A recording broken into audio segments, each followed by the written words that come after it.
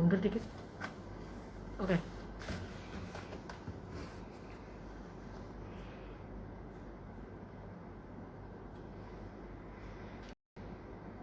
Dah.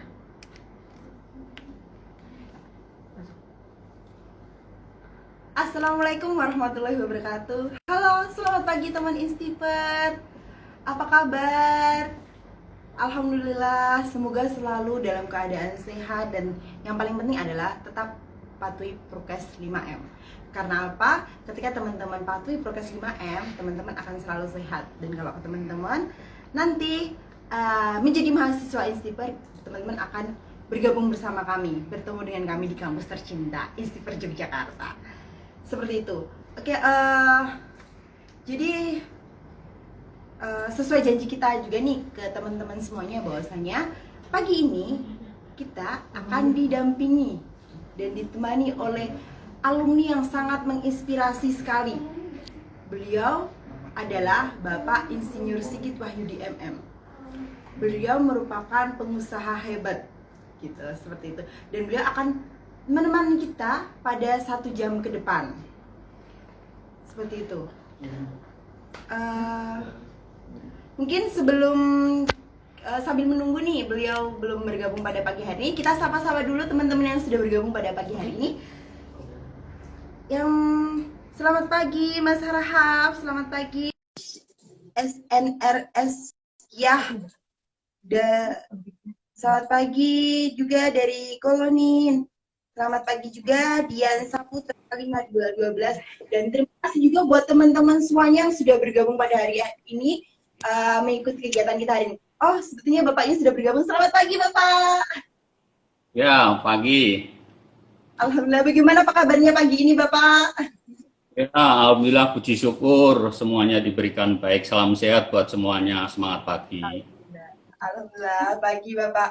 Ya, mungkin ini beberapa teman-teman baru bergabung pada agenda pagi hari ini. Jadi mungkin saya sedikit menjelaskan nih kegiatannya itu apa sih sebenarnya. Jadi kegiatan hari ini adalah kegiatan AIM atau Alumni Instiper Menginspirasi. Jadi AIM ini merupakan wadah buat teman-teman semuanya bertanya langsung, bertemu langsung dengan alumni-alumni hebat di Instiper Yogyakarta.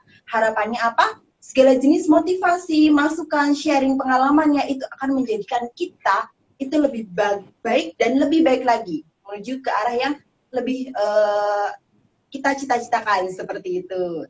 Ya, mengingatkan juga nih buat teman-teman semuanya yang untuk udah bergabung pada pagi hari ini bahwasanya kita dari PMB Instiper Jogja akan memberikan 2 giveaway bagi penanya terbaik. Jadi teman-teman silahkan nanti ketika kita lagi di live silahkan bertanya. Apapun yang akan ditanyakan insya Allah akan kita sampaikan kepada beliau. Jadi yang jelas yang dapat giveaway hari ini adalah 2 penanya terbaik seperti itu. Oke, sudah panjang lebar nih kita bahas tentang IM. Mungkin saya sedikit memperkenalkan dulu nih. Beliau Pak Sigit itu sebenarnya siapa gitu ya Bapak? Yes, Monggo. Bapak Insinyur Sigit Wahyudi lahir di kota Solo tanggal 5 Februari tahun 1969. Menempuh pendidikan sarjana sekolah dasar sampai dengan sekolah menengah atas di kota Solo. Selanjutnya menempuh pendidikan S1 di Instiper Yogyakarta pada tahun 1987 sampai dengan 1992. Menempuh pendidikan Magister Manajemen di Universitas Indonesia Esa Unggul Jakarta tahun 1997 sampai 1998.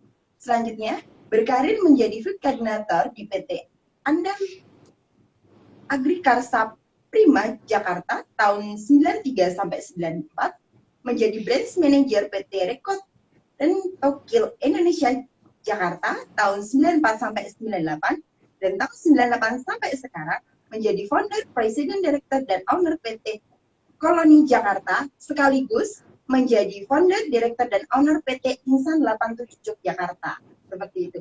Mungkin lebih jelasnya mungkin kepada Bapak, waktu dan tempat, silakan untuk perkenalkan diri Pak. Silakan Bapak. Ya, terima kasih. Semangat pagi. Suara saya cukup jelas, bisa didengar? Cukup jelas Bapak. Ya, puji syukur ya, kita pagi hari yang segar ini diberikan kecerahan, juga suasana yang sejuk, segar, semangat, meskipun pandemi sedang menguji kita semuanya. tapi kita bisa selalu merasakan nikmat karunia yang kuasa, sehingga hari ini kita masih bisa berkumpul dalam kondisi sehat dan diberikan ya sukses semuanya meskipun kondisi tidak mudah. Ya, terima kasih. Jadi tadi sudah sekilas dijelaskan background saya, tapi mungkin yang lebih perlu saya kenalkan karena ini berhubungan dengan alumni. Jadi saya tahun 1987 ketika lulus SMA, saya karena tidak berhasil mendapatkan perguruan tinggi yang saya cita-citakan, ya waktu itu saya pengen kuliah di ITB Bandung Teknik Sipil, tapi ternyata nggak diterima. Akhirnya jadi asal-usul saya masuk kuliah di INSIPER itu, orang tua saya menyarankan, masih ada kampus yang tidak kalah untuk menyiapkan masa depan.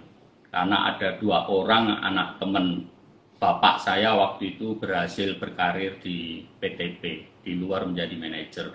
Sehingga beliau mengharapkan saya bisa mencontoh teman bapak saya yang anaknya 2 orang sukses. Dan ya sebenarnya saya awali dulu dengan mungkin masih dalam bentuk suasana yang down ya, karena saya tidak mendapatkan sekolah idealis saya. Kemudian saya mencarilah di mana alamat INSIPER. Kemudian saya daftar, bahkan nomor urut saya sudah di akhir-akhir seperti sekarang mungkin, the last minute. Dan saya mendapatkan kesempatan juga bicara kayaknya the last minute juga untuk PNI INSIPER ya. Dan saya ikut tes dan saya diterima di pilihan pertama saya, yaitu budidaya pertanian atau agronomi. Itu. Kemudian saya mulai kuliah, saya kos di Jogja, sekitar 4 tahun 9 bulan saya selesai. Nah, di sana saya juga puji syukur waktu lulus saya mendapat predikat wisudawan terbaik nomor 3. 31 Oktober tahun 92 dengan IPK saya waktu itu 3,64. Saya cum laude ya. Dan waktu itu memang tidak mudah sebenarnya kuliah di INSIPER. Ada beberapa mata kuliah yang dosennya bisa dibilang killer ya waktu itu ya. Kayak rancangan percobaan, Profesor Martono, Profesor Titik Sutikno, dan banyak sekali. Juga ilmu bela diri yang juga tidak mudah Pancasila. Tapi itu saya bisa menyelesaikan. Nah, kemudian dari INSIPER ini apa yang saya dapat sih? Yang penting kan itu. Saya tidak dapat dari sekolah favorit, terus apakah yang saya dapat selama hampir 5 tahun. 4 tahun saya di Jogja, kemudian sesaat skripsi dan KKN saya laju dari Solo naik motor. Zaman itu masih favorit sekolah itu naik motor ya, meskipun 1,5 jam, hujan deras, tidak masalah. Nah, apa yang saya dapatkan waktu itu? Jadi tidak ada yang ujuk-ujuk seperti saat ini ya.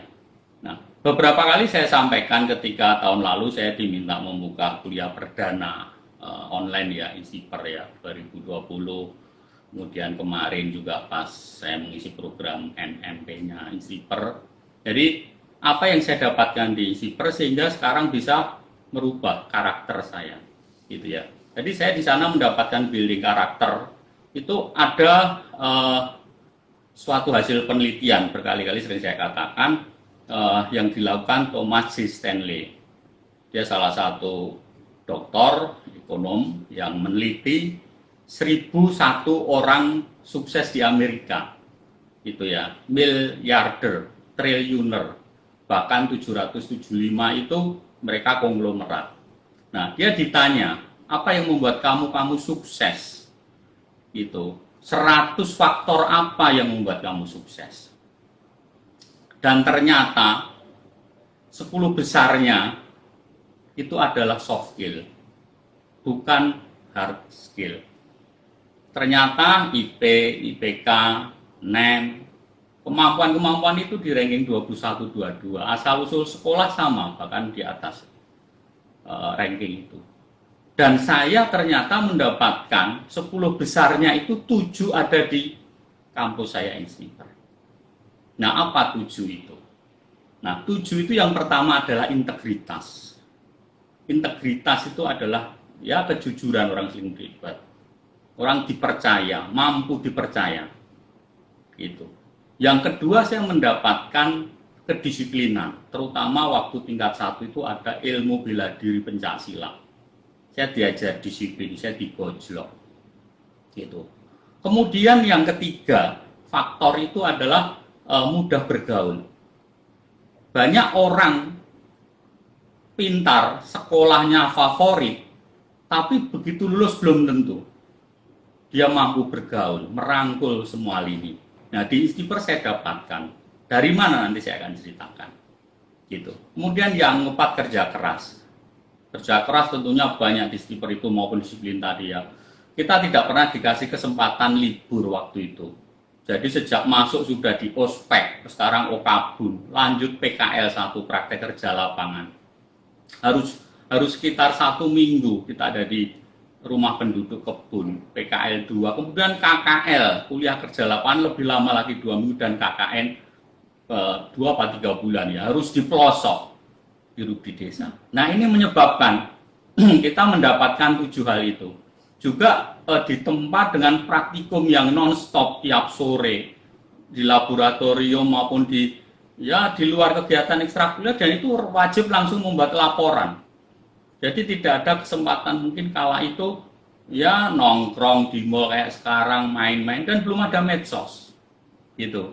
Jadi 7 hal tadi saya ulang ya, saya dapatkan di sana adalah integritas, kedisiplinan, saya mudah bergaul dengan teman kuliah, dosen sampai rektor, bahkan dengan semua penduduk-penduduk di desa. Kemudian kerja keras, terus kemudian saya diajarin loyalitas, mencintai apa yang saya lakukan.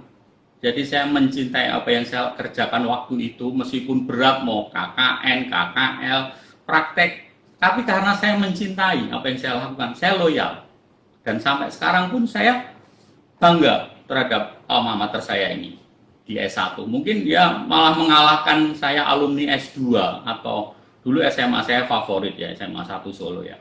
Tapi sekarang saya lebih banyak ya berkiprah di alma mater saya yang S1. Nah, kemudian dari sana saya dapatkan apa lagi? Tadi udah 5 saya sebutkan. Nah, yang 2, ini juga luar biasa. Yang keenam adalah saya menjadi pribadi yang kompetitif.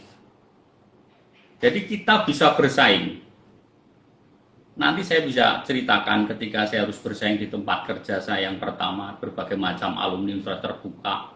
Kemudian juga ketika saya bisa menghadiri pertemuan, perkumpulan para alumni universitas internasional, mereka kaget kalau saya ternyata alumni domestik, bukan alumni internasional. Tapi saya diundang untuk berbicara di forum itu. Kemudian yang terakhir, leadership tentunya. Kita mendapatkan kepemimpinan. Nah, 7 itu kemudian saya terapkan ketika saya mulai merantau ke Jakarta. Jadi sejak kuliah, sejak saya bekerja, berkarir, sampai saya menjadi pengusaha, mohon maaf, saya hanya modal nekat. Tidak ada namanya referensi, kata BLC, surat sakti, koneksi apalagi saya nggak ada. Jadi apa yang saya lakukan ya murni apa yang saya mampu dengan kompetensi saya dan ilmu yang saya dapatkan ketika saya kuliah di S1 itu. Nah, di sana saya mendapatkan 7. Sekarang saya lihat kalau saya diskusi sama Pak Rektor, wah Istiper sudah luar biasa. Mungkin faktor ke-8 sekarang bisa saya dapatkan. Kalau dulu saya dapatkan faktor ke-8 harusnya ngambil Magister Manajemen. Apa yang ke-8 itu? Kemampuan menjual ide. Banyak orang punya ide, jangankan menjual, mewujudkan aja kadang-kadang dia kesulitan. Tapi saya mendapat knowledge sekarang di Istiper banyak orang mampu mewujudkan idenya, bisa dijual sejak masuk kampus. Zaman saya nggak ada medsos, internet, handphone, televisi ya masih ya terbatas sinyalnya itu, sehingga kita hanya fokus ke sana.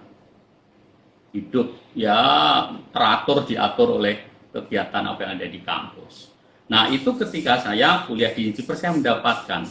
Jadi yang tadinya saya masuk dengan kegalauan, kerisauan saya tidak bisa diterima di UMPTN karena teman saya hampir semua diterima dan 80 orang lebih itu saat itu diterima di ITB, PMDK maupun tes. Saya pun pengen sekali waktu itu kuliah di sana. Tapi begitu saya masuk tahun kedua, seterusnya saya mendapatkan tempat yang tepat apa yang menjadi pesan almarhum bapak saya. Dah kamu fokus kerja di sekolah di sana, kuliah di sana, nggak usah mikir lagi. Waktu itu saya sempat mau daftar Akabri, Angkatan Udara, juga sama bapak saya nggak boleh waktu tahun kedua. UMPTN lagi nggak boleh. Kamu selesai sampai S1 di Istiper, bapak cukup bangga kalau kamu bisa menjadi sarjana pertanian. Dan setelah itu betul saya fokus. Saya lulus bisa lebih cepat, waktu itu normalnya 5 tahun, saya nggak nyampe 5 tahun. Kemudian saya ngerantau dan saya juga dapat cepat kerja. Teman-teman saya selalu bilang katanya kamu bisa dapat lamaran banyak panggilan karena nilaimu bagus katanya gitu. Saya bilang ya belum tentu juga, enggak. Saya punya teman itu berapa kali kalau bareng sama saya yang lamar aplikasi, kok yang dipanggil tidak semuanya. Nah itu asal-usulnya pertama saja saya sering dapat panggilan yang seperti United Tractor, Astra, Agrolestari, Agroniaga, Pertani, itu terus saya kerja di konsultan AMDAL. Nah, saya langsung kerja habis lulus Oktober saya ngerantau ke Jakarta, saya Januari langsung kerja. Jadi nggak lama ya dan saya nebeng-nebeng lah cari. Nah, sambil kerja di konsultan saya ngelamar lagi, tadi saya deretan, saya diterima. Gitu. Tapi mungkin nggak jodoh saya, waktu saya diterima di Astra perkebunan pun nggak saya ambil karena saya sudah terikat sama konsultan dan setelah setahun saya baru pindah ke perusahaan multinasional, PMA malahan asing ya, Rentokil. Dia perusahaan yang bermarkas ada di Inggris, perusahaan tertua di pest control dan terbesar, lahir 1908 dan waktu itu ada di 44 negara cabangnya, termasuk di Indonesia. Saya tahu dari koran, saya lamar, saya terima. Nah, pas diterima di pekerjaan yang kedua, saya ninggalkan yang pekerjaan yang pertama ini nggak bisa, susah. Karena apa? Harus suruh cari penggantinya. Nah, kebetulan direkturnya itu lulusan Jerman konsultan itu. Manajemen Magister Engineering. Gitu. Kemudian atasan saya itu IPB, lulusan IPB, ilmu tanah. Itu kamu harus cari pengganti dan training dulu. Jadi akhirnya 3 bulan saya kerja 2 tempat waktu itu. Menyiapkan pengganti saya. Nah, pengganti otomatis saya kasih teman saya yang belum pada kerja. Akhirnya 2 orang datang ke Jakarta, 1 diterima. Itu jurusan EP. Menggantikan posisi saya namanya Sulaiman Effendi. Sekarang sama kayak saya. Dia punya konsultan sendiri, tidak bekerja lagi. Jadi dia tidak lagi jadi pegawai, tapi dia jadi komisaris dan punya. Nah, kelanjutannya ke saya akhirnya saya fokus di Istiper, meskipun tadinya saya cita-citanya kerja di kebun. Tapi begitu kerja di kebun, ternyata saya nggak jodoh. Karir saya justru akhirnya ke perusahaan asing, Inggris, dan di situ bidangnya memang masih ada hubungannya ya. Itu ilmu pengendalian hama dan penyakit tanaman, HPT, itu saya pakai karena itu bidangnya pest control services atau jasa pengendalian hama. Nah, di jasa pengendalian hama ini ilmu barunya adalah hama tapi untuk di kota. Kalau saya hama untuk di kebun, hama untuk di tanaman, karet, tembakau, sawit, hortikultur, tapi ini hama untuk bangunan, rumah, restoran, kafe. Wah, berarti juga sama, saya harus belajar lagi. Karena hama itu apa? Hama kayak rayap, hama tikus, kecoa itu di Stiper saya nggak diajarin loh. Ada nggak ilmu kecoa di Stiper? Nggak ada. Kalaupun ada ilmunya, ilmu mungkin penggerek padi, penggerek batang. Itu, nah itu saya harus belajar itu. Lalat, nyamuk, kemudian ya berbagai macam hama yang mengganggu ya untuk urban pest. Nah, kemudian saya masuk di situ. Tahun 94, setelah saya 3 bulan menyambi ini, saya fokus. Setahun saya bisa masuk target, kemudian saya naik promosi dari tadinya officer, sales officer ya, staff, hanya dalam waktu saya masuk April, Januari saya sudah diangkat jadi supervisor. Saya cuma butuh waktu 8 bulan untuk menjadi supervisor. Saya menjadi sales supervisor. Setahun lagi saya masuk target lagi, saya sudah dipromosi jadi sales manager. Tahun 95 itu ke 96. Jadi saya umur 27 tahun ya, belum nyampe, saya sudah jadi junior manager di perusahaan asing. Gitu. Dan di situ persaingannya ya saya akui tidak mudah ya. Banyak lulusan yang memenuhi rentokil waktu zaman saya itu dari IPB, Unpad, bahkan presiden direktur saya itu dari Unpad, ilmu tanah. Kemudian dari Gajah Mada, kemudian dari ITB juga ada Udayana. Jadi hampir semua kampus favorit. Yang swasta itu mungkin hampir bisa dibilang ya Instiper ini. Lainnya hampir semuanya favorit, bahkan banyak yang S2 mulai masuk, Magister Manajemen. Posisinya langsung menjadi junior manager. Sedangkan saya karena S1, apalagi kampusnya waktu itu mungkin ya kampus biasa, saya harus meniti karir dari nol. Dari staf paling bawah di lapangan. Nah, saat setahun saya jadi sales manager, saya diminta membuka cabang baru. Di cabang Jakarta 4 atau namanya pengembangan kota Tangerang sampai Lampung, Sumatera, Anyer, Cilegon semua. Dan saya waktu itu merangkap sales manager dan acting branch manager ya. Setahun saya berhasil, kemudian saya jadi branch manager. Jadi dalam dua tahun lewat saya sudah menjadi branch manager atau singkat waktu itu ya senior manager ya.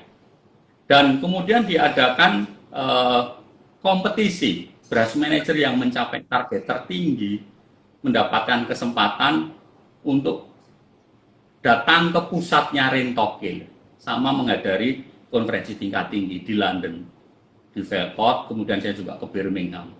Dan saya menang waktu itu. Mengalahkan tadi kepala cabang yang ada di Bandung, Jakarta itu ada 4 cabang, Surabaya, Jogja, Semarang, Bali. Saya bisa mencapai tidak hanya 100%, 200%, tapi waktu saya mencapai 400% dari target. Sehingga saya berhak mewakili menjadi manajer yang berangkat ke Inggris selama 2 minggu. Saya bisa tahu R&D-nya. Tapi setiap tahun ketika saya masuk target, saya juga bisa ke luar negeri. Tahun pertama saya dapat ke Australia, tapi waktu itu karena saya baru kerja 8 bulan, saya ditunda. Tahun kedua saya berhasil ke Amerika, waktu itu juga dapat. Saya bisa ke Jepang, saya bisa ke Malaysia, saya juga bisa dapat kesempatan kemudian Singapura. Nah kemudian ke Inggris, di Inggris saya pun bisa main ke Jerman, kemana-mana. Jadi saya bekerja 5 tahun kurang, saya punya kesempatan keliling dunia juga. Di samping saya dapatkan karir. Dan di situ saya bertemu berbagai macam ilmu, mulai tadinya dari domestik, akhirnya ke internasional. Saya dapat R&D-nya yang ada di Velcourt di London, di pucuk gunung itu ada namanya kastil, dibeli menjadi kantor pusatnya Rentokil waktu itu. Dan saya ketemu orang pertamanya, Cliff Thompson, Sir Cliff Thompson. Dia yang luar biasa merubah Rentokil menjadi perusahaan terbesar di pest control. Dan tidak semua orang yang bekerja di Rentokil itu bisa ketemu beliau. Gitu. Nah, ini historicalnya ya. Kemudian dari sana, saya sendiri, tapi juga merenung. Saya berangkat bisa mencapai target tinggi, miliaran, saya terus terang naik pesawat bagus, British Airways itu, kemudian pesawat waktu itu juga makan, minum, wine, apapun lah sepuasnya. Kemudian begitu sampai dijemput, saya tinggal di hotel bintang 5, di sekitar saya lapangan golf, di tengahnya ada kolam renang air panas, dan itu tidak pernah saya lihat dan tidak pernah saya dapatkan. Saya juga nggak bisa golf waktu itu. Tapi saya dapatkan, jadi jendela kamar saya selama saya pindah hotel 1 minggu di London, kemudian 1 minggu saya pindah ke Birmingham, saya mendapatkan semua kemewahan. Hotel, restoran, dinner, makan enak, kemudian saya bisa menghadiri pertemuan berbagai macam orang sukses, wakil dari berbagai negara. Kemudian ada inspirator waktu itu yang hadir, Gary Lineker, pemain sepak bola terbaik Inggris waktu itu, juga mantan pemain terbaik itu memberikan inspirasi semuanya gitu. Dan itu tidak pernah saya duga, saya ngimpi. Karena waktu itu kompetitor saya berat-berat, teman saya bahkan alumni Magister Manajemen di PPM juga, saya pikir bukan kampus yang yang cukup. Waktu itu pertama kali mendirikan itu ya IPPM sama Prasetya Mulia. Tapi saya bisa dikirimkan ke sana, gitu. Sehingga saya punya semakin keyakinan bahwa ternyata apa yang saya dapatkan di S1 saya di baik secara akademis maupun saya di lapangan, saya bisa mendapatkan ilmu yang saya aplikasikan dan berhasil. Saya menjadi pribadi yang kompetitif. Saya bisa bersaing, saya punya integritas, disiplin, kerja keras, mudah bergaul, saya disenangin banyak orang karena tadi mudah bergaul, dan saya mencintai mereka semua, tim saya. Gitu. Saya rela ikhlas harus tidur bersama meskipun seorang office boy, pegawai paling bawah, makan bersama, jalan bersama, dan itu saya lakukan sampai hari ini. Saya harus menjadi orang-orang yang bisa membaur, melebur, dan down to earth, ya, membumi. Itulah yang saya dapatkan ketika saya di S1. Mau lanjut lagi sampai saya bekerja sekarang? Mungkin sedikit, saya selang sebentar Bapak. Terima kasih sekali Pak, itu sangat menginspirasi sekali ya Bapak, bahwasanya memang itu bukti nyata ya Bapak, bahwa lulusan sarjana di Institut Jogja itu memang tangguh dan bisa bersaing di dunia kerja, bahkan walaupun persaingannya itu dengan beberapa perguruan tinggi negeri yang itu tuh istilahnya bukan biasa, maksudnya memang terpandang seperti itu ya Bapak ya. Ya, amin. Ya, jadi saya lanjut lagi ya. Itu sekilas perjalanan saya setelah lulus. Silakan, Bapak. Jadi saya sekolah hampir 5 tahun, saya berkarir 5 tahun dari staf paling bawah, koordinator lapangan tadi di konsultan AMDAL, saya koordinator, kemudian saya pindah ke Rentokil dari sales staff, officer namanya surveyor, sampai saya menjadi branch manager. Nah, begitu saya pulang dari Inggris, karena waktu itu saya 96, saya koreksi ya, saya kuliah itu bukan 97, 98, 96 sampai 98. 96 itu saya juga sedang menempuh pendidikan saya Magister Manajemen. Waktu itu masih jarang sekali 96 ya. Saya harus mencari-cari dan luar biasa sangat mahal karena saya biaya sendiri. Masih pakai rate-nya dolar gitu.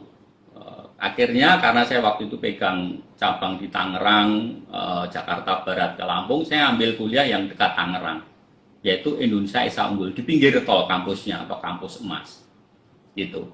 Nah, jadi saya kerja sebagai kepala cabang, tapi kalau Sabtu itu saya dari jam 7 pagi sampai menjelang maghrib saya kuliah S2, gitu. Kemudian kalau Rabu malam saya ada tambahan kuliah atau ujian jam 7 sampai jam 11 malam. Gitu. Nah, di kampus itu saya biaya sendiri karena waktu itu saya dapat bonus tahunan dan supaya saya kumpulkan, akhirnya saya pakai bukan untuk ya macam-macam, tapi saya ingin sekolah. Karena waktu itu saya ingin sekolah S2, orang tua saya nggak mampu membiayai karena masih membiayai adik saya 2 yang juga cukup berat, hanya pegawai negeri biasa bapak saya. Ibu saya nggak bekerja. Nah, akhirnya saya pengen suatu saat, saya kalau punya duit, saya harus kuliah dulu, sebelum berkeluarga. Jadi cita-cita saya adalah pendidikan, karir, baru keluarga. Jangan kebalik dulu ya, kawin dulu, baru karir dulu, wah berat, apalagi mau menjadi usaha, nikah itu sudah akan menjadi tanggung jawab berat ya. Nah, saya akhirnya ngambil tahun 96 itu, ya sekitar bulan Agustus, S2 saya. Saya jalani itu, saya masih bujang, saya nggak pernah pacaran lah kebetulan. Karena memang modal saya harus kuat dulu kalau mau pacaran. Kalau sekarang banyak ditolak. Kalau saya sudah S2, punya jabatan, punya karir, saya yakin saya bisa milih. Tapi kalau baru lulus sudah nyari, wah pasti banyak ditolak, saya nggak punya apa-apa. Gitu. Nah, kemudian dari S2 ini, saya ingat, saya catat sampai hari ini. Rektor saya waktu itu Kemala Motik, ibu-ibu memberikan kuliah perdana mengatakan kalau Anda nanti lulus di Magister Manajemen Universitas Indonesia Esa Unggul ini, Anda cuma ingin dapat ijazah, ingin dapatkan gelar, Anda tidak akan banyak bermanfaat atau akan kalah bersaing dengan Magister Manajemen di tempat lain yang sangat banyak dan bagus. Gitu. Sehingga Anda harus mengambil 2 kompetensi, menambahkan minimal salah satu dari 2 kompetensi yang di sini Anda akan mendapatkan. 1, bahasa asing, atau kedua, entrepreneurship, kewirausahaan. Dan saya memutuskan yang kedua. Karena zaman itu, kalian tahu, Rentokil bahasa Inggrisnya bisa yes or no, harus belajar sendiri. Kalau sekarang saya tahu Rentokil udah punya lab bahasa, udah punya IT, mungkin orang yang semangat tingkat 1-2 udah pinter bahasa asing, tapi waktu itu belum gitu. Dan akhirnya saya pilih menekunin entrepreneurship. Nah, ini beriringan, saya karir di Rentokil sebagai branch manager, saya ngambil S2. Nah, di S2 itu ada pelajaran mata kuliah namanya manajemen pemasaran, marketing management. Nah, kebetulan dosen saya itu Dr. MBA lulusan luar negeri. Ini orang yang tadi lebih banyak mengajar, mendidik untuk menjadi seorang pengusaha. Jadi di samping ilmu-ilmu pemasaran, tapi dia mengarahkan orang, mahasiswanya untuk menjadi pengusaha. Nah, kemudian ada salah satu pelatihan yang diciptakan, yang selalu diadakan oleh dosen saya ini, Pak Andi Halim namanya. Itu adalah kayak short course gitu ya, pelatihan pendek untuk calon entrepreneurship 3 hari di hotel, waktu itu di Hotel Ibis Sleepy. Kemudian ditawarkan mahasiswa siapa yang mau ikut. Nah, satu ruangan itu nggak ada yang mau ikut karena banyak yang sudah bekerja, karena harinya Rabu, Kamis, Jumat, termasuk saya juga kerja. Semuanya. Tapi kalau nggak ikut nggak enak, karena ini dosen langsung. Akhirnya teman-temannya itu siapa yang mau dan mau ditunjuk, kita iuran karena biayanya tidak murah waktu itu. 2 juta kalau nggak salah, 3 juta. Dan itu tahun 9 sangat mahal. Akhirnya kita pada iuran sekelas, jatuhlah pulung ke saya. Bisa nggak kamu libur Rabu Kamis? Bisa nggak kamu makili? Nanti hasil yang kamu dapat, kamu presentasikan ke kami, teman-temanmu mahasiswa S2. Ya, saya senang. Saya iuran mungkin 100.000, 200.000. Dan saya mewakili, saya dapat sertifikat, makan enak di hotel lagi, kemudian saya dapat ilmu entrepreneurship dari para pakarnya dan langsung dari para pelakunya, dan itu tidak mudah ditularkan lewat kalau saya membagi ilmu maupun fotokopian, karena bersifat praktisi dan bersifat mental attitude. Jadi merubah mental saya. Kalau S1 saya mendapatkan building karakter, terbangun karakter saya menjadi pribadi-pribadi tadi, tapi ketika di S2 saya dirubah lagi mindsetnya. Saya harus bisa menjual ide saya. Menjadi pengusaha itu menjual ide. Menjadi businessman itu adalah menjual. Gitu. Tidak sekedar membuat perusahaan tapi nggak bisa menjual, nggak ada gunanya. Mau jabatan direktur apa, harus punya kemampuan lobby. Nah, akhirnya saya kepilih. Nah, disitulah muncullah waktu training singkat 3 hari itu, dididik ya semuanya lah, branding, kemudian promotion, SWOT analisis, dan berbagai macam. Nah, pada akhirnya dituntut siapa yang hari ini masih kerja, besok atau bulan depan mundur jadi pengusaha. Berani nggak? Kalau nggak berani, ya nggak ada gunanya. Dan saya masih 28 tahun waktu itu, menikmatin karir tiap tahun ke luar negeri, mobil tiap tahun saya ganti, saya masih pakai Baleno baru waktu itu. Saya punya laptop dari kantor, punya ruangan, punya otoritas expenses. Kalau saya cuma mau makan-makan enak ngajak orang, saya tinggal tanda tangan. Bos saya bahkan menganggap saya waktu itu sebagai golden boy. Saya sering diajak naik mobil Mercy-nya yang baru, C200. Di mobil ada teleponnya. Jadi wah, waktu itu luar biasa. Saya bisa diajak ke resort karena ada beberapa proyek besar kayak Tanjung Lesung. 3 hari sama bos saya, gitu, dan sebagainya. Nah, begitu di situ saya ditantang, kamu harus keluar. Waduh, bagaimana ini? Gitu. Nah, kembali ketika saya pulang dari Inggris, saya merenung dapat tantangan itu. Di Inggris saya berangkat harus masuk 400%. Targetnya kalau sekarang, saya harus mencapai keuntungan berapa ratus juta minimal. Nah, kalau sekarang targetnya, ya gila-gilaan saya pandang waktu itu mungkin karena saya bisa mencapai, tapi ternyata bos saya punya mobil Mercy C200, itu harganya juga cuma 200-an juta. Dan itu sangat kecil dibandingkan target saya. Saya akhirnya cuma berpikir ngapain saya cari miliaran. Kalau saya dapat 100-200 juta, saya udah dapat Mercy seri C, bahkan seri E. Dan kenyataannya akhirnya saya bisa membeli Mercy seri E, ngalahkan bos saya di perusahaan asing ketika saya jadi pengusaha. Nah, itu latar belakangnya. Akhirnya jadi tadinya saya di sana digembleng untuk menjadi karir yang lebih tinggi lagi, mungkin pulang menjadi branch manager yang semakin bagus. Saya ngambil MM agar saya mendapatkan gelar tambahan. Ketika saya bersaing untuk merebut karir yang lebih tinggi lagi, mungkin GM, direktur, atau suatu saat bisa country manager di negara lain karena punya cabang banyak, saya harus sekolah lagi.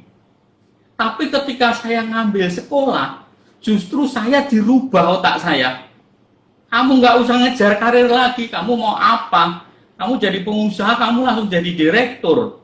Kamu langsung jadi owner, dan kamu langsung bisa dapat mobil Mercy. Nggak nunggu 10 tahun, 20 tahun. Tapi tahun depan kamu sudah jadi pengusaha, kamu dapatkan. Dan kamu tidak akan berkompetisi dengan teman-teman kamu, saling menjegal, mungkin akan ada konflik. Tapi kamu menciptakan jabatan untuk dirimu sendiri. Jadi tidak perlu bersaing. Gitu. Nah, ini akhirnya ketika mulai waktu berjalan, saya menyusun tesis di 97. Dan tesis saya judulnya, karena itu krisis ekonomi. 98, sorry, saya menyusun tesisnya 98 bulan Juni. Nah, teori udah selesai. April Pak Harto turun, rusuh. Jakarta, saya masih kuliah. Akhirnya saya mengambil judul adalah peluang usaha jasa pengendalian hama pada krisis ekonomi. Isinya adalah apa yang saya dapatkan di S2 saya. SWOT analisis dan manajemen strategik. Itu yang saya olah dalam tesis saya. Di situ ada namanya saya harus membuat visi, misi, brand, moto, strateginya seperti apa, harus seperti apa, mulai dari culture company, SOP, struktur organisasi, dan saya dibimbing kembali dosen saya tadi, yang doktor MBA dari luar negeri, dan waktu saya punya pembimbing kedua, dosen terbang dari Universitas 11 Maret, Dekan Pertanian, Pak Dr. Didi Mardikantoro ya waktu itu namanya. Jadi saya dapat dosen dua yang hebat-hebat. Saya juga sering ke Solo untuk konsultasi. Nah, selesailah tesis saya juga mundur dari Rentokil. Jadi 31 Juli saya keluar, 1 Agustus saya kerja, Oktober saya wisuda kembali. Gitu. Sebelum September saya seminar, yudisium selesai, tesis saya. Jadi tesis saya S2 ini adalah karya ilmiah yang sekarang menjadi koloni. Tesis saya ini bukan membuat saya dapat gelar MM saja, bukan membuat saya mempunyai ilmu manajemen, tapi menjadikan saya bisa membangun usaha. Jadi 23 tahun sekarang koloni, itu ya saya bangun guidance-nya yang melalui tesis saya tadi. Sampai hari ini sambil saya perbaikin, saya evaluasi. Nah, jadi saya dapatkan 7 di ISIPER, 1 di kuliah S2 bisa menjual ide. Yang 2 saya dapatkan sekarang. Begitu saya sudah selesai, 98 saya mendirikan, Desember saya nikah. Nah, saya perkenalkan sekilas keluarga saya. Ya, sebelum saya menikah karena saya sudah mendapatkan gelar S2, saya pernah jadi manajer perusahaan asing, saya sering traveling ke luar negeri, saya punya perusahaan, gampang cari istri milih. Saya dapat dokter dari UNS, istri saya dokter, sekarang kerja di skincare, Natasha. Terus kemudian baru saya berumah tangga. Gitu. Anak saya sekarang yang pertama kerja di Amerika, di Hotel Marriott di Nashville ya, Tennessee. Ya baru 2 minggu berangkat. Tadinya kuliah di BHMS ya, di Swiss Business Hotel dan Manajemen gitu. Terus kemudian yang kedua 1 tahun lebih ini kuliah di Jepang, dapat beasiswa dari SMA-nya 78 Jakarta, jurusan bisnis ekonomi. Jadi saya hidup sendiri sekarang sama istri saya. Anak-anak saya pun ada dulu. Ya, tidak lepas anak-anak saya cuma mencontoh kehidupan saya. Saya nggak bisa mendidik secara ilmu. Anak-anak sekarang itu SMP aja ilmunya susah, fisika, kimia saja. Tapi saya mendidik dengan memberikan contoh perjalanan hidup saya, karakter apa yang saya berikan ke mereka, mudah bergaul, senang kerja keras, terus kemudian menjadi pribadi yang kompetitif. Nah, mereka akhirnya mandiri, jauh dari orang tua. Nah, itu sekilas, kemudian saya jadi pengusaha sampai sekarang. Nanti saya bisa ceritakan asal-usulnya PT Insan 87 ya. Karena yang 98 berdiri ini adalah PT Siksakindo Nusantara dengan brand Poloni, bidangnya jasa pengendalian nama. Sekarang sudah 23 tahun. Biar mungkin jelas, ada yang mau didiskusikan dulu, moderator? Ini Bapak, lanjut saja mungkin. Terima kasih, banyak sekali aspirasinya ya Pak. Maksudnya kita jadi termotivasi bahwasanya memang betul di Insiper itu mengembangkan bagaimana kita itu sebagai pribadi yang siap dan tangguh seperti itu. Tapi di lain itu juga kita juga harus mengembangkan diri kita seperti itu. Oke, Bapak ada pertanyaan dulu Bapak, boleh nanti dijawab. Pertanyaan pertama, bagaimana meyakinkan diri sendiri untuk mampu melompat lebih tinggi jadi pengusaha Bapak? Mungkin singkat saja boleh Bapak, monggo Pak. Ya, jadi tema saya melompat lebih tinggi ya. Artinya apa yang mungkin dulu hanya menjadi mimpi, apa menjadi suatu hal yang tidak mungkin bisa kita capai, suatu hal yang impossible, tapi kita bisa menjadi possible kalau kita mau melompat lebih tinggi dari apa yang sekarang kita lakukan. Ketika kita kuliah, itu kan ada yang rajin, ada yang santai, ada yang serius, ada yang ini, akhirnya ada yang lulus cepat, lulus lama, ada yang ada yang begitu kerja karirnya cepat, ada yang lama, ada yang begitu jadi pengusaha sukses, ada yang bangkrut. Nah, itu karena meskipun mereka sama-sama dilahirkan di tempat pendidikan yang sama, di tempat kerja yang sama, berkompetisi di tempat yang sama, tapi kok ada yang berhasil? Karena dia mau melompat lebih tinggi dari orang rata-rata, average, tapi dia menjadi orang-orang achiever. Kalau ditarget 100, ya jangan 100, 400, 300, ditarget 100 sudah seneng dapat 100%, 110. Saya nggak pernah. IP 2 lulus, ya saya nggak mau. Saya sudah kuliah di perguruan tinggi yang mungkin ibaratnya tidak sehebat UGM dan ITB. Kalau IP saya cuma 2, gimana nanti saya dilirik aplikasi lamaran saya? Sehingga waktu itu ya saya harus IP saya di atas 3. Syukur kumlot. Nah, itu membutuhkan perjuangan. Juga ketika sekarang kita jadi pengusaha, tadi tantangan saya berat banyak. Ketika saya melompat ya, Stiper memberikan kesempatan buat saya menjadi migrasi. Jadi alumni Stiper itu tidak hanya levelnya untuk kuadran 1 aja sebagai employee, tapi dia bisa menjadi business owner, pengusaha, bahkan investor.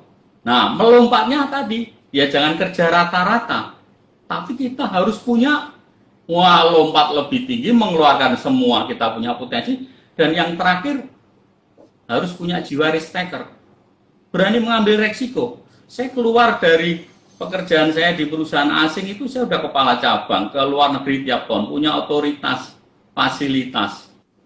Dan ketika saya menjadi pengusaha, bapak saya jangankan dukung, marah-marah. Edan kowe le, arep mangan nopo kowe?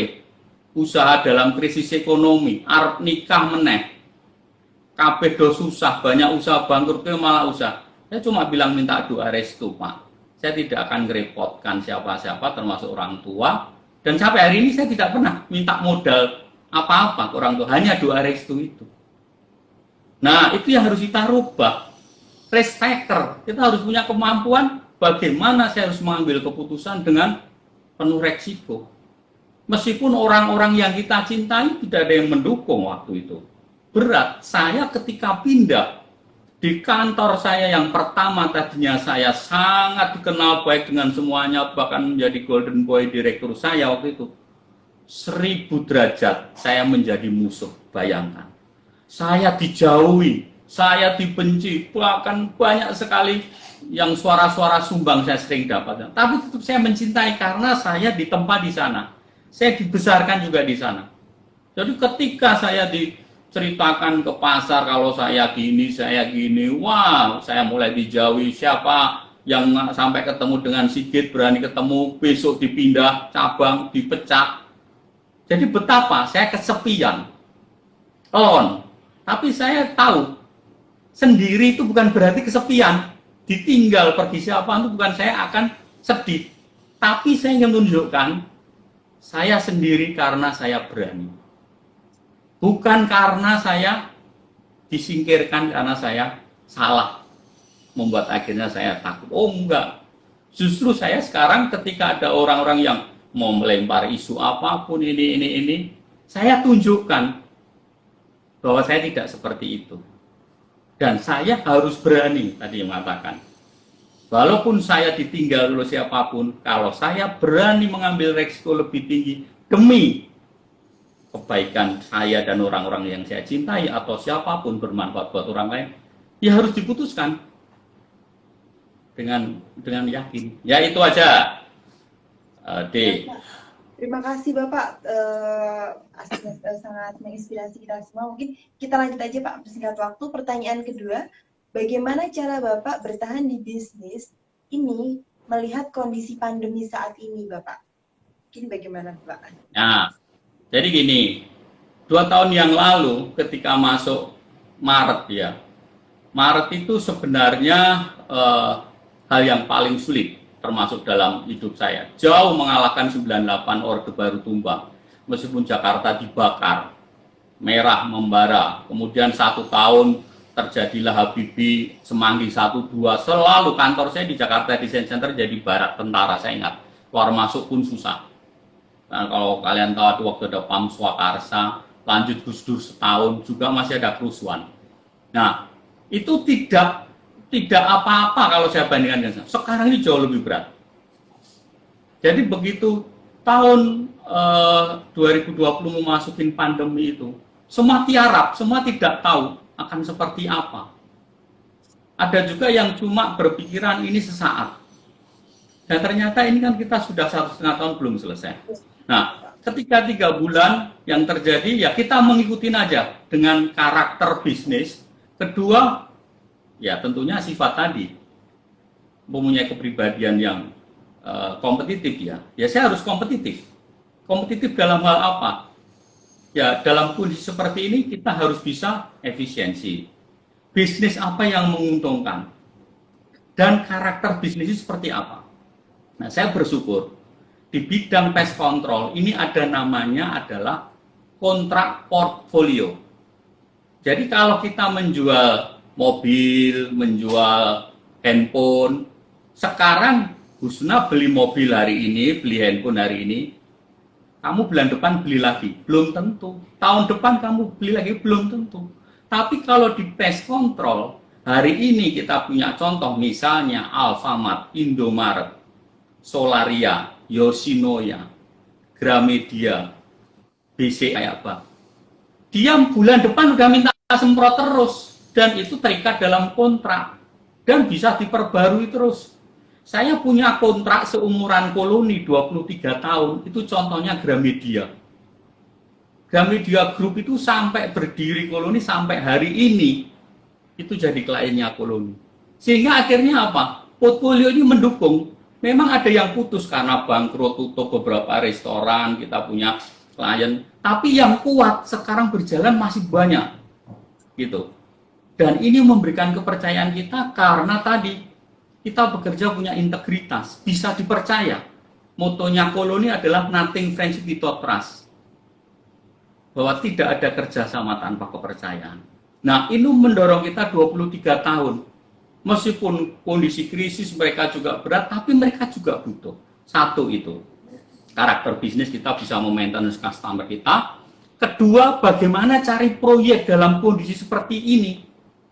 Coba, penjualan bisnis apapun rontok, kecuali farmasi, kecuali prasarana kesehatan, masker, multivitamin, gitu. Kebutuhan pokok sehari-hari, sembako dan sebagainya. Tapi kayak bisnis pest control itu bisnis sekunder bahkan tersier, bukan primer. Kalau orang punya duit, masih punya kepentingan lain, dia nggak akan pakai anti rayap. Biarinlah rumah saya diserang rayap. Yang penting uang ini saya pakai untuk beli yang untuk lain dulu, untuk makan, untuk berobat, untuk pendidikan anak saya. Nah, tapi ada selalu di dalam ancaman SWOT analisis, threat ini dirubah menjadi peluang, menjadi opportunity. Ketika diancam oleh virus, pandemi, nah di tengah ancaman ini kan pasti ada peluang-peluangnya apa? Bisnis kita terkait dengan namanya desinfektan. Penyemprotan sterilisasi untuk COVID-19. Kita bukalah sejak Maret jenis usaha desinfektan. Dan itu booming, saya akuin. Kita kehilangan portfolio mungkin sampai 40%, 30-40% waktu itu. Tapi kita dapat desinfektan pernah. Bank, seluruh cabang, industri besar, makanan, dari Sumatera sampai Banyuwangi saya dapat. Semua kita kerjakan. Dan sampai hari ini kita masih punya yang desinfektan tidak kelas murah dan rutin ya, kayak One Team Press, gedung One Team Press itu bisa sebulan 4 kali desinfektannya Koloni. Gitu. Belum lagi grupnya Sofyan Wanadi, kantornya, rumahnya semuanya. Kita juga pegang. Di samping beberapa industri besar juga kita pegang. Nah, ini pulang sehingga kita harus cerdas. Di sisi lain kita nggak bisa mengembangkan strategi penjualan, pemasaran dengan SDM karena kan orang nggak bisa ketemu. Nggak bisa ketemu artinya apa? Ya dihindarin. Akhirnya kita harus pakai namanya promosinya artificial intelligence, kecerdasan buatan. Kita pakai marketplace, aplikasi, medsos, ada SMS blast, kita booming terus tiap hari. Kemudian kita setiap minggu berapa kali tayang di Instagram, di Facebook, dengan berbagai macam momen yang saat itu. Ada artis, tas mahal diserang rayap, ada yang kena virus, desinfektan, kita ke desinfektan, ada hari anak, bagaimana ke anak, selalu tidak pernah kita berhenti melakukan aktivitas walaupun dalam kondisi sedang lesu. Nah, itu strateginya. Dan ada beberapa lagi yang mungkin hal teknis ya untuk internal kita. Ada lagi? Baik Bapak, terima kasih banyak. Ini waktunya sudah lumayan lama, hampir mendekati 50 menit ya Bapak, karena kita targetnya 1 jam saja. Mungkin ini Pak, kita minta motivasinya Bapak untuk teman-teman calon mahasiswa baru maupun mahasiswa saat ini yang sedang di Insiper Yogyakarta.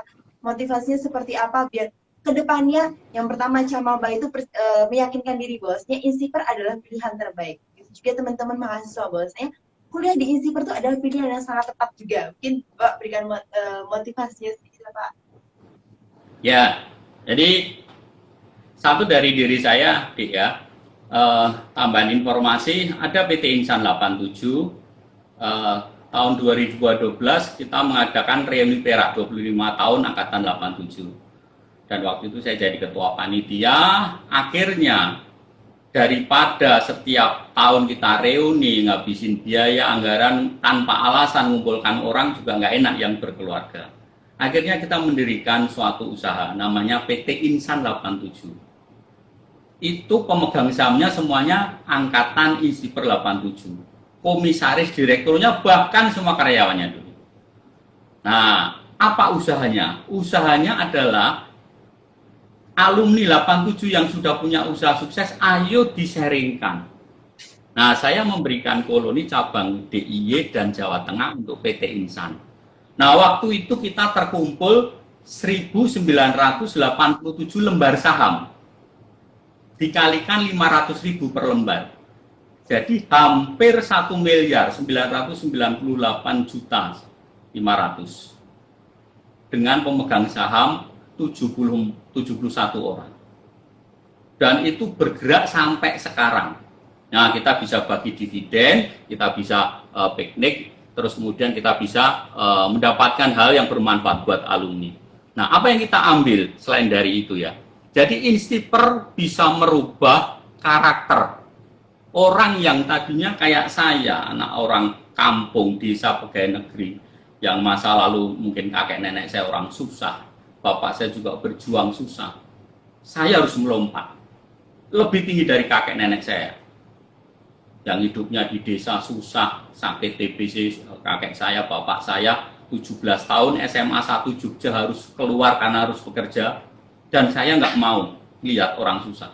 Di Insiper saya dapatkan karakter saya dirubah menjadi orang yang integritas, kompetitif, punya kemampuan bergaul, loyalitas, dan leadership. Dan di Insiper sekarang luar biasa.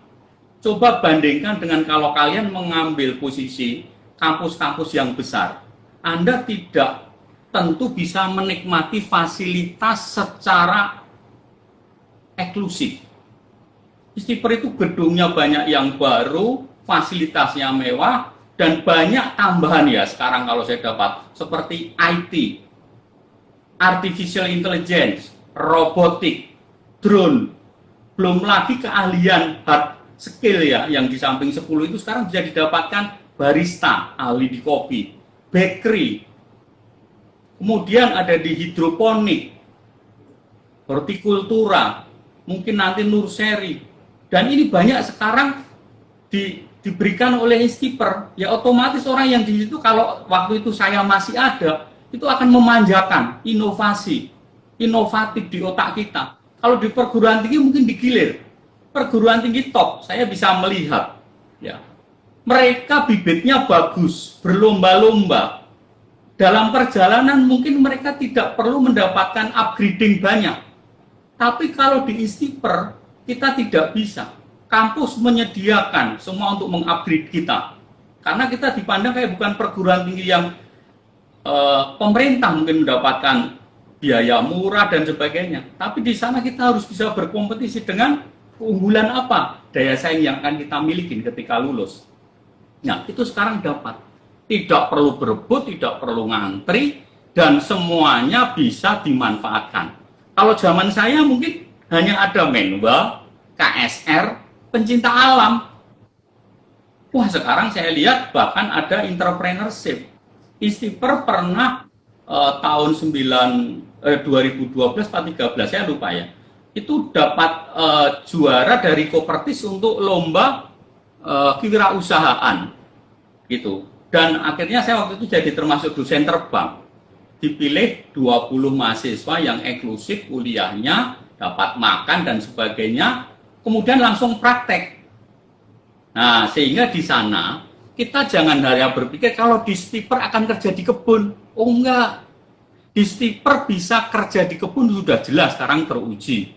Dari level bawah sampai top eksekutif manajemen perusahaan perkebunan besar semuanya banyak dikuasai Insiper, juga di Departemen Pertanian banyak teman saya. Tapi yang dari hilir, banyak juga mereka sukses di pemupukannya sebagai pengusaha, distributor bibit tanaman, saprodi, kemudian membuka kuliner di tempat perkebunan, ada yang membuka peternakan sapi, kemudian pembibitan. Saya lihat itu teman-teman saya ada yang sukses berkebun jambu kristal, kemudian ada yang membuat jamur, bahkan dalam satu kawasan di tebing tinggi dia bisa membuat plasma jamur tiram, akhirnya menciptakan jamur crispy yang sudah dipasarkan. Nah, jadi tidak harus di sana itu, wah saya ragu ya, saya pilih ekonomi di tempat lain. Di Stiper ada ekonomi.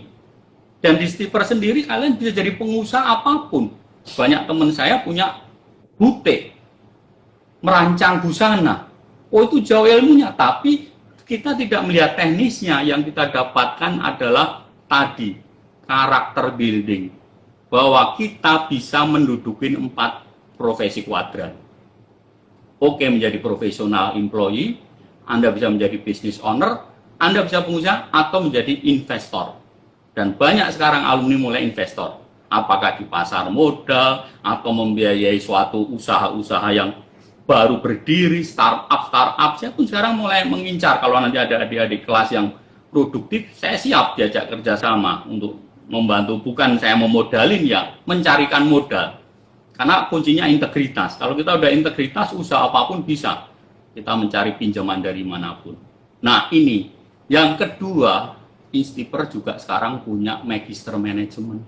Anda tidak hanya dapat S1, tapi Anda bisa langsung melanjutkan kuliah ke S2. Tentunya Anda akan mendapatkan privilege kalau alumni Stiper. Kampusnya, fasilitasnya, dosennya nggak kalah. Karena saya juga sudah banyak kenal. Bahkan dengan direkturnya juga seorang profesor, nggak main-main gitu. Nah artinya apa? Anda bisa fokus gitu. Dan begitu keluar Anda pun bisa memutuskan akan menjadi apa di 4 kuadran. Nggak perlu kalian harus sontok-sontokan bersaing untuk merebutkan 1 posisi, 2 posisi. Terbuka mata Anda, semua bidang bisnis bisa. Dan pada akhirnya saya berharap ya alumni Stiper tidak hanya menguasai 1 bidang, 2 bidang, tapi menjadi multi talenta. Ketika dia jadi pekerja, menjadi pekerja yang hebat, prestasi, menjadi achiever. Dan ketika dia jadi pengusaha, dia benar-benar jadi pengusaha yang kokoh, tegar, kuat. Gitu. Dan ketika dia harus kembali ke kampusnya, dia bisa mampu memberikan kontribusi sesuai dengan dia punya kemampuan yang terbaik. Tidak sia-sia. Jadi banyak orang lulus nggak pernah ke kampus, lupa. Itu yang terjadi. Saya tutup ya, masih ada waktu ya sebentar ya. Nah ini saya tutup pengalaman saya. 2 tahun yang lalu, saya diundang kawan saya SMA, 32 tahun nggak ketemu, tiba-tiba dia pulang dari luar negeri setelah 20 tahun, dia berkarir di luar negeri. Dia Profesor Dr. Agus Budiono, MAA. Jadi dia lulusan MIT, Teknik Penerbangan. Itu ilmu paling susah menurut saya. MIT itu universitas terbaik nomor 1 di dunia, di Cambridge, Amerika. Dan jurusannya Teknik Penerbangan. Dia termasuk orang grupnya Pak Habibie, program Habibie. 20 tahun sampai dia jadi profesor termuda, 38 tahun di MIT. Kemudian dia ke Australia 2 tahun, 8 tahun di Korea. Kemudian pulang ke Indonesia, membuatlah buku. Kemudian diundang teman-temannya, termasuk saya datanglah ada di kafe di Jakarta Selatan. Nah, begitu yang hadir itu apa? Ya yang diomongin pesawat terbang, teknik kedirgantaraan. Coba, saya agronomi. Mereka ngomong, lulusan Jerman, lulusan ya dari Berkeley, dari Oxford, banyak dari universitas favorit. Kalau dibilang dari Profesor Agus mengatakan, ini yang hadir ini Ivy League, kampus-kampus favorit di dunia. Nah, ketika penutupan acara, ini saya dikasih kesempatan untuk sharing. Nah, saya ngomong, saya alumni dari sekolah Institut Pertanian Stiper Jogja. Saya kaget, loh nggak dari luar negeri Pak. Saya gagal, jangankan luar negeri, saya gagal menempuh kuliah untuk dapat di ITB kayak bapak-bapak teknik mesin. Sekarang saya punya usaha ini dan bla bla bla saya ngomong. Ternyata kayak sekarang, bablas saya ngomong. Kemudian saya suruh nyanyi, main gitar, kebetulan saya karena itu ada band ya, saya juga bisa. Jadi akhirnya orang terkesima tidak hanya omongan, tapi saya bisa menghibur. Besoknya, Profesor Agus Budiono ini menulis di Facebooknya, panjang sekali. Dengan judul adalah, inspirasional dari anak negeri. Jadi pertemuan orang lulusan luar negeri dihadirin anak negeri, tapi justru yang menjadi kolom, yang menjadi capstur saya. Dia mengatakan dia tidak berhasil diterima di ITB, lulusan universitas lokal Istiper, tapi sekarang mempunyai usaha. Karena punya kelebihan dari sana bisa mudah bergaul, dicintai oleh anak buahnya, dan dia sangat mencintai pekerjaannya, sehingga sama-sama. Beda kami orang teknis yang mungkin pintar di ilmu, tapi belum tentu saya bisa mudah bergaul. Dia menulis, nanti bisa dibaca. Ada foto-foto saya juga. Dari Profesor Rena. Jangan ragu. Kalau Anda meskipun lulusan Istiper, Anda bisa diundang lulusan MIT kumpul loh. Yang diomongin tekniknya. Dan sekarang ya Profesor Agus Budiono ini, kalau saya punya acara, gantian saya undang mau datang. Jomplang. Beliau itu SMA ranking 1, saya rankingnya hampir di bawah mungkin bahasanya. Tapi sekarang kita bergandengan tangan. Saya juga diajak beliau untuk menjadi motivator di bisnis dia. Dia kembali di kampus, dia juga punya konsultan pendidikan IT. Saya pun diajak sharing untuk mendirikan perusahaan. Tapi saya mengatakan, saya sudah 2 perusahaan saya kelola. Nggak bisa. Dan saya memang sudah merasa cukup padat waktu saya. Nah, artinya jangan ragu. Kalau kalian punya talenta itu, kalian punya integritas, dan kalian bisa membuktikan, semua orang ingin kalian untuk bisa diajak bekerja sama. Ya, gitu aja, Nisa. Ya, Bapak, terima kasih banyak Pak atas motivasinya dan inspirasinya buat kita semua. Sedikit info nih buat teman-teman mahasiswa. Bagi teman-teman mahasiswa yang punya ide kreatif tinggi, jangan sungkan untuk sharing ke kita, sharing ke alumni seperti ya Bapak, biar kita sudah saling membantu, seperti ya Pak. Mungkin ini Bapak kita sampaikan, saya sampaikan ada satu, ternyata ini nggak 2, tapi cuma ada 1 peserta terbaik penanya hari ini, Hakim Limbong. Nah, selamat untuk Hakim Limbong, hari ini mendapatkan giveaway dari kami, dan jangan lupa DM ke Instagram kami, seperti itu. Oke, mungkin sudah cukup ya Pak waktunya. Sebelum kita tutup, mungkin izinkan saya menyampaikan beberapa kesimpulan nih Pak, poin-poin penting yang sudah Bapak sampaikan. Ini secara singkat saja saya sampaikan. Poin pertama adalah 100 faktor apa yang membuat kamu sukses, yaitu soft skill. Jadi kunci utama kita tidak cuma hard skill, maksudnya ilmu pengetahuan, tapi soft skill itu sangat bermanfaat untuk berkiprah di dunia kerja. Yang kedua adalah 10 besar, 7 didapatkan di Insiper. Jadi ada 7 ilmu baru yang didapatkan di Insiper. Dan itu merupakan sudah fakta ya Bapak. Ini adalah kunci sukses juga. Yang pertama adalah mampu dipercaya, yang kedua adalah disiplin, ketiga mudah bergaul, keempat kerja keras, kelima loyalitas, keenam mampu bersaing, dan juga kita harus memiliki jiwa kepemimpinan seperti itu. Mungkin terima kasih Bapak sudah mau bergabung dengan kami di AIM ini. Harapannya lain waktu kita bisa sharing kembali ya Bapak. Ya. Ya mungkin ini karena AIM ini cukup singkat waktunya Pak, jadi mungkin teman-temannya pasti penasaran sekali ya. Banyak sekali alumni yang menginspirasi seperti tadi disampaikan oleh Pak Sigit, bahwasanya kita di alumni itu banyak sekali yang berkiprah di luar dunia perkebunan dan kehutanan. Bahkan mereka menjadi wirausaha sukses. Satu lagi Mbak, saya ingat ya. Satu lagi, tahun lalu meskipun krisis pandemi, di Pengda alumni KI Perjabodetabek itu membuat Gre UMKM untuk pertama kalinya. Dan Gre UMKM ini namanya Insan Nusantara 2. Sekarang di Tokopedia sudah bintang 4 silver. Omsetnya itu tiap bulan di atas 20 juta, pernah 30 juta. Dan itu produknya semua alumni seluruh Nusantara. Dan itu dipasarkan lewat Tokopedia. Nah ini tinggal dikembangkan, ini baru setahun ya. Ini kalau mau dikembangkan itu sinergi. Artinya Anda lulusan baru pun ataupun kuliah, kami siap membimbing yang mau belajar UMKM, termasuk memasarkan di marketplace. Tokopedia, Shopee, Bukalapak, kami sangat familiar.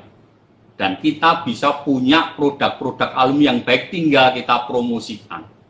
Ya, itu aja. Terima kasih.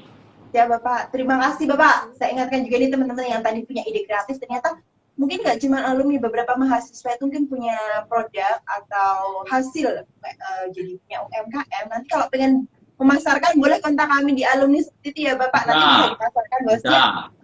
Di Tokopedia Insan Nusantara itu adalah semua produk alumni Insiper Yogyakarta. Jadi teman-teman yang pengen tahu nih kepo-kepo, betul nggak sih sebenarnya alumni itu mereka berkarya di bidang lain? Silahkan cek juga di Tokopedia-nya seperti itu ya Bapak. Terima kasih juga Bapak sudah bergabung. Saya sangat merasa terapresiasi sekali bahwasanya Bapak mau bergabung pada hari ini. Dan terima kasih juga kepada teman-teman yang sudah hadir pada hari ini, sudah mau bergabung selama 1 jam ini bersama kita. Saya ingatkan lagi nih teman-teman, saya ingatkan 3 poin deh. Poin pertama, saya ingatkan kembali bahwasanya kepada teman-teman yang masih belum mendaftar di Insiper, ayo segera mendaftar karena hari ini adalah penutupan gelombang 3. Termasuk bagi teman-teman yang belum melakukan pembayaran daftar ulang maupun pembayaran pendaftaran, segera lakukan sekarang. Kita akan proses hari ini juga, spesial segera, pokoknya kontak di hotline kami. Dan jangan lupa, poin ketiga adalah tetap ingat bahwasanya setiap hari Sabtu jam 9 pagi kita akan adakan AIM, Alumni Insiper Menginspirasi. Jadi kita akan undang lagi alumni-alumni hebat seperti Pak Sigit seperti ini akan bergabung bersama kita. Bahwasanya teman-teman akan banyak terinspirasi, banyak motivasi buat teman-teman seperti itu.